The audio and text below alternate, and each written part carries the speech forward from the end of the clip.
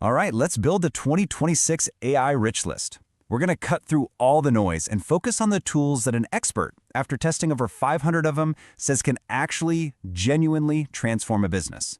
This is your map for the AI gold rush. Let's dive in. So this is the question, right? Which AI tools are going to actually make you money? I mean, hundreds of these things launch every single month, and it feels pretty much impossible to separate the real game changers from the shiny distractions. Where do you even start? Well, luckily for us, someone has done all the heavy lifting. Our source here is Dan Martell. This guy runs an AI incubator that launches a new AI company every month. So yeah, he's deep in it. He's personally gone through over 500 tools to figure out which ones actually move the needle. And look, his conclusion is pretty stark. The right tools, they can literally 10x your business. But the wrong ones, they are just a massive waste of your time and your money. The stakes are really, really high. So let's get into his system for sorting the winners from the losers. To make sense of this whole mess, he uses a classic tier system you might have seen in gaming. It goes from S tier, that's the absolute best of the best, all the way down to F tier, which are the ones you need to avoid like the plague. Seriously, understanding this simple framework is the key to everything else we're going to talk about. So, at the very top, you've got the S tier. Think of these as the non-negotiables. They are the foundational tools that any modern, competitive business simply has to have, period. Just a step below that, you have the A tier. Now, these are incredibly powerful tools. They deliver a ton of value, and they are right on the verge of becoming essential for everybody. Next up, the B tier. This is for the specialists. You know, these tools are absolute game changers, but for very specific roles, like if you're a content creator or a designer.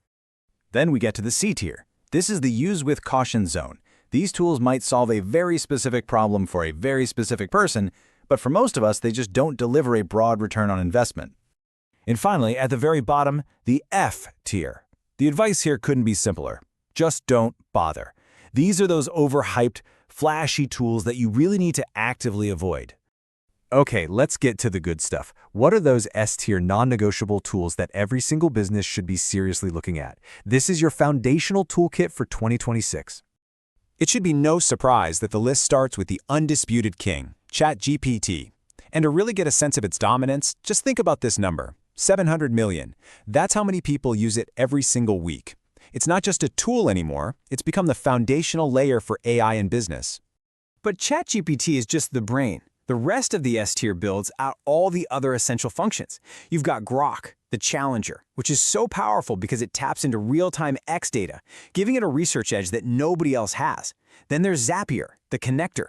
This is the digital plumbing that automates everything between your apps without you having to write a single line of code. Granola is the scribe, an AI that literally joins your meetings and gives you perfect notes so you can actually pay attention. And finally, Gamma, the designer, which can turn a boring document into a beautiful presentation in seconds. You see? Together, these 5 make up the core of a modern AI tool. Okay, so once you have that foundation, let's move on to the A and B tiers. This is where you start adding some real firepower. These are the tools that, while they might not be for everyone, can give you a massive, massive advantage if they fit what you do. So let's kick things off with a super common pain point, automation. You've probably heard a million times that you need to automate your workflows to save time and money. But which tool is actually the right one for you? So we already know Zapier is the S-tier industry standard, right? It's got that massive library of over 6,000 integrations. But then in the A tier, you've got Gumloop, which is all about a highly visual drag-and-drop experience. The key takeaway here is it really comes down to your personal style. If you're a visual person who thinks in flowcharts, Gumloop might actually be a much more powerful and intuitive choice for you than the big industry leader. Okay, so what if you're in the content game? This is an area where AI is just exploding, and there's some incredibly powerful, specialized tools out there right now. For creators, the A and B tiers are an absolute goldmine.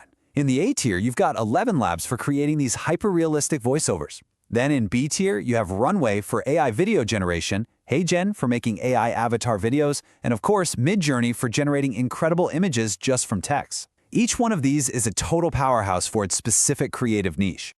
All right, now we have to talk about the tools that didn't quite make the cut. And honestly, this section is just as important, because knowing what to avoid can save you a ridiculous amount of time and frustration.